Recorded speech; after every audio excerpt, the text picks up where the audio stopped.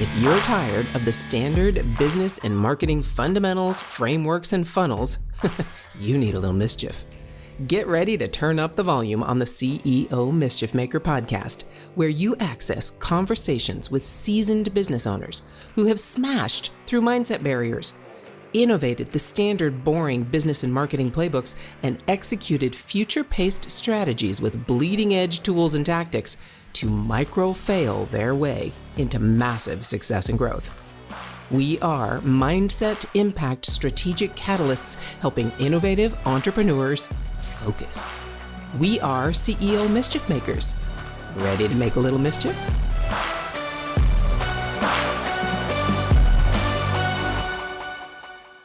Welcome to the conversation, CEO Mischief Makers. MKJ here, you know who I am, but I get to have an incredible chat with the other person sharing the mic with me today. His name happens to be Mike Grinberg. Hey, how you doing? I'm doing great, Mary. Thanks for having me on.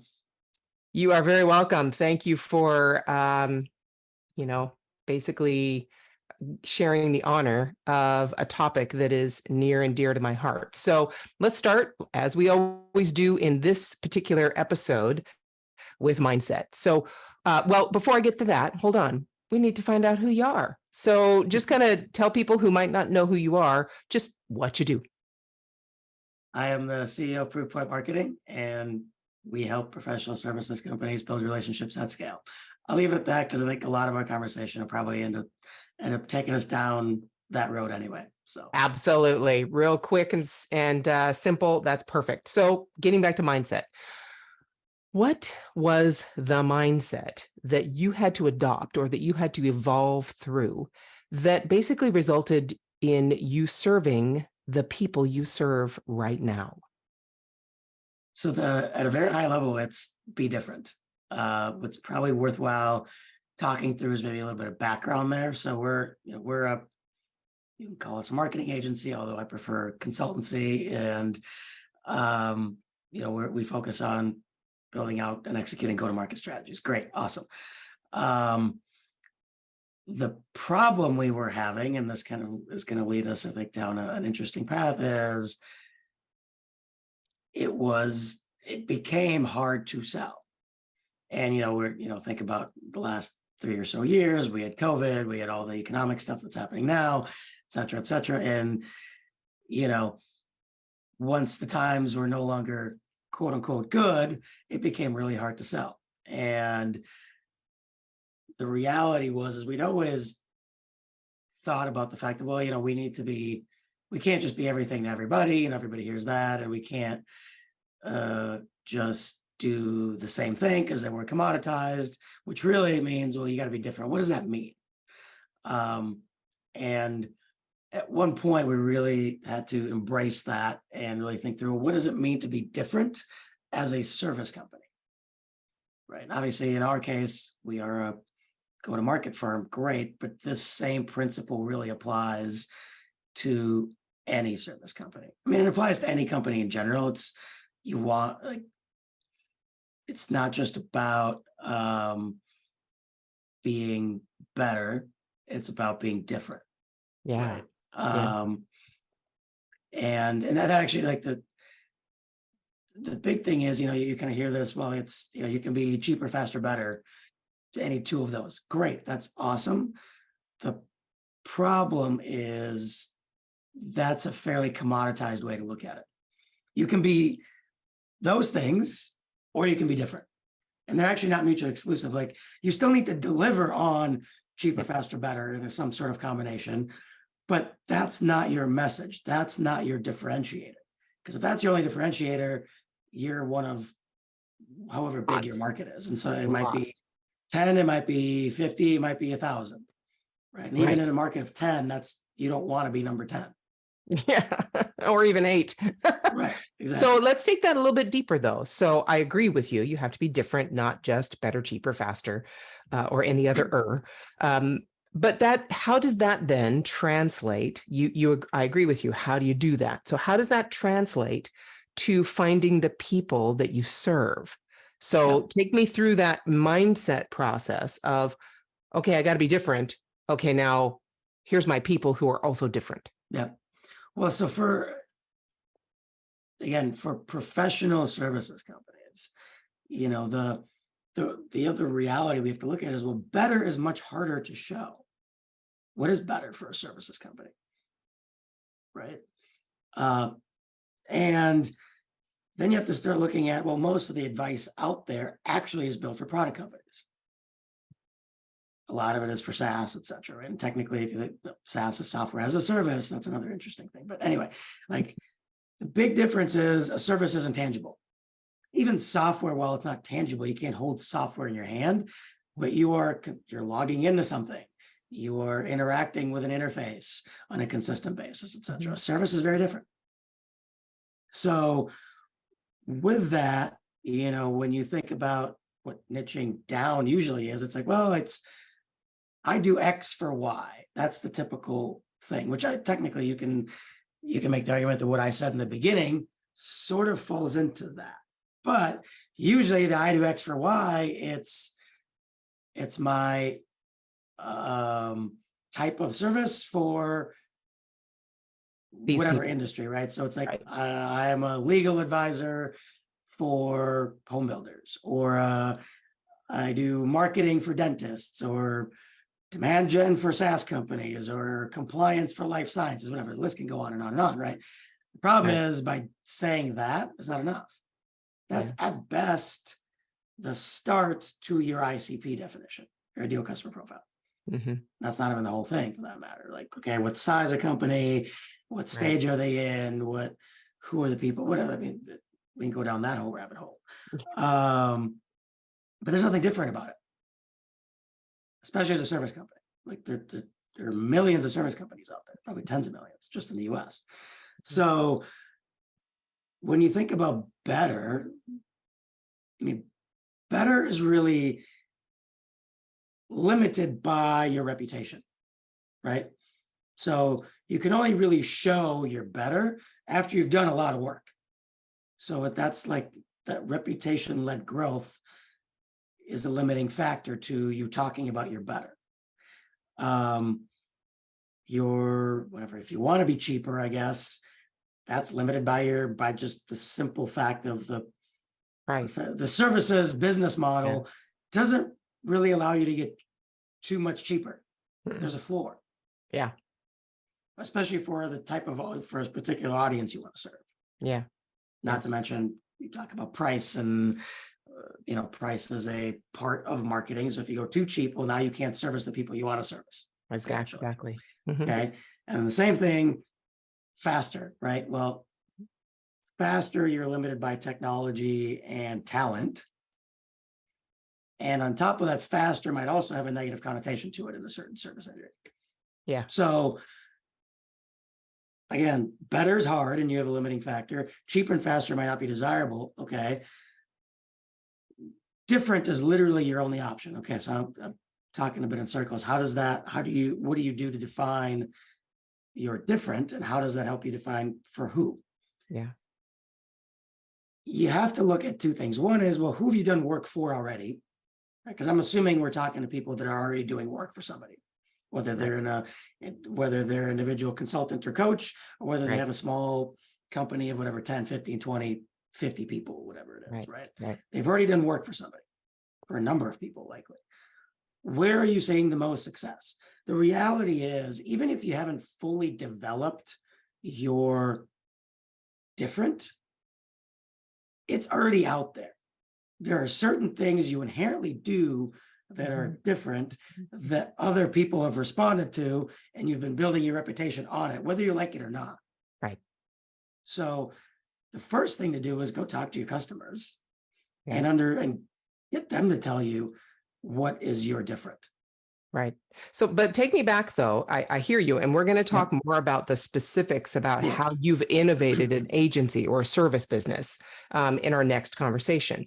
I need you to step back and go, how did this shift? What happened to make you shift from the traditional, I just got to niche down. I got to niche down harder, niche down more, do better. Tell me a story about how that happened for you. And you came to that realization of, no, it's not just niche down, better, faster, smarter, or cheaper or whatever, it's different. where did you come to that conclusion, and how did your Yep. mindset shift to get you there? So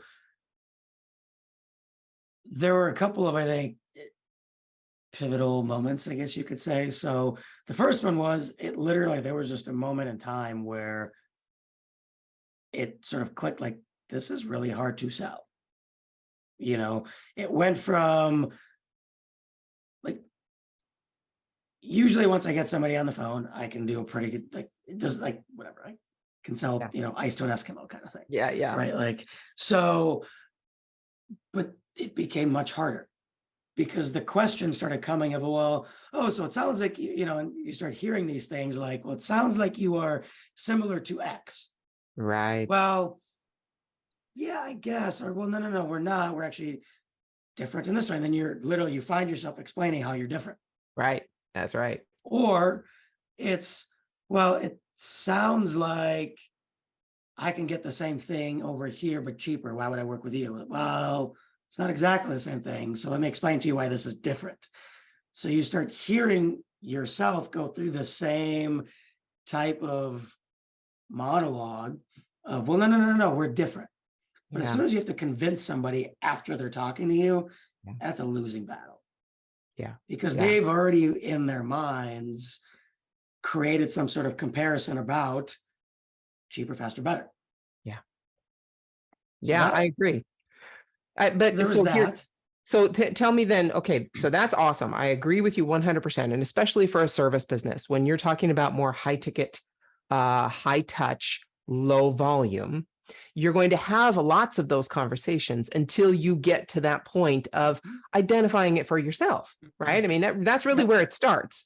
So once you start identifying for yourself, then you try and head them off at the pass, let's say, right? I used to be a wrangler on a ranch, so I'm a horse gal. So you head them off at the pass and you basically stop them from even getting to that point of comparison if you can, which is really hard because no matter what, we as humans, we want to put you in a box that's comfortable. And that comfortable box is, oh, you're like this or you're like that. Change and newness is very novel. It's very very unique, and it's uncomfortable for a lot of people because if we can't identify you, we don't know how to treat you. Mm-hmm. So I get that. Perfect analogy. I love it. So all the mischief makers in the audience listening, if you find yourself saying those things when you're on a call with someone, no, we're different. Well, no, not quite. Well, then that's a clue to you that you have to really look at your own mindset and understand who you are. If you're trying to give the excuse that you're different, and I use that term excuse for a reason, because you're basically having to convince someone, if you've gotten them on a call, just like Mike said, that you're different. Step back and go, okay, that means I've got to figure out where in my messaging, what am I saying that's trying to give that comparison to everybody else. So then once you got that mindset, awesome. Now, what mindset shift did you have to make to actually start identifying yourself? What did you have to go through in your mind to start identifying yourself and change your messaging to show the difference up front? So the big thing that happened for me is I've been following Andy Raskin for a while, but it never really clicked for me until those things started happening. And then everything he talks about around strategic narrative and all that, all of a sudden started making a heck of a lot of sense. Repeat that again. Everything he talks about around the strategic narrative. Strategic narrative. Thank you. And once I started again having these impromptu conversations around, well, no, we're different, then it all kind of came together. So again, if you don't follow Andy Raskin, highly recommend it. But the mindset really was, well, what is our strategic narrative?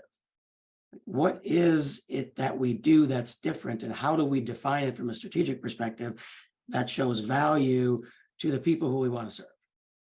Versus, let me tell you about the services that we offer. Right. Even if in most cases, when you're a service firm, most of your conversations will likely start with, well, tell me about your service offering, or I need X. Do you do that? Right. Well, yeah. Anyway, we can get into some of the tactics later. Yeah, totally. That's going to be the fun part, because that's where if you understand who you are different from everybody else, then those conversations are really easy. And I'll give you a hint when we get there. The way my number one goal in those conversations is, well, yeah, I can talk about that, but can I ask you a few questions first? Yep. Just completely get them off of that subject of I need this. And if I know I offer that, then I can say, well, yeah, we can talk about that, but can I ask you a few questions first? And when you break that train of thought, then you're much more likely to have someone who's open to hearing you're different rather than starting out, you just answer that question and you compare. So yeah, we'll get to that. So in terms of that strategic narrative, I love that. You had to then really pick that apart and figure out who you were. Were there any surprises when you went through that process about what you thought you were and what you actually, how you actually were different? I mean, I think at the end of the day, where we netted out was, I don't know if surprise is the right word, but it was new and different. Like it's not, we didn't set out to, build a new category per se, but that's kind of what we did. We didn't set out to hope to build an entire new go-to-market framework, but that is what we did through this process. We didn't set out to develop new service lines, but that is exactly what we did throughout this process. So, so I don't know if surprise is the right word for it, because I think the reality is you kind of don't know where you're going to end up. And I think that's maybe another really important mindset to mention is like, put any preconceived notions aside. Well, we no, we are this for this. Forget that. Doesn't matter. That'll get itself figured out. So yeah, I mean, we kind of already knew at that point, hey, the most of the clients where we seem to have the most success happen to be in the technical professional services space.